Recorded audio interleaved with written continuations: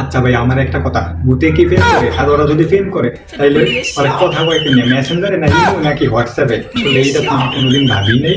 ভাববার বিষয় মনে হয় ওরা ইমোতে কথা কয়, অডিও কল 500, ভিডিও কল 1000। এ বেটা, এই নষ্টামি তোগো সমাজেই আছে, এই নষ্টামি আমাগো সমাজে চলে না। আচ্ছা, ওরা যদি মেসেঞ্জারে আর ইমোতেই কথা কয় তাহলে ওরা মোবাইল আর এমবি ফাই কই? ওরা কি বলবো হিজাকে এমবি আর মোবাইল ওরা তো ভূত। ওরা মানুষের ভয় দেখায় মোবাইল চুরি করিয়া লইয়া ল। এবার আমরা ভয় দেখাই, চুরি করি না, চুরি না, তোরা চুরি করা, তোরা চোর। আচ্ছা, ওরা তো মোবাইল ভয় দেখায় লইয়া লাই, ওর মধ্যে ব্রেকআপ হইলে তাইলে ওরা কি খেয়ে নেশা করে? ওরা কি বিড়ি খায়, সিগারেট খায় নাকি অন্য কিছু? আরে না, ওরা এই মাল পাইবে কই? ওরা তো ভূত।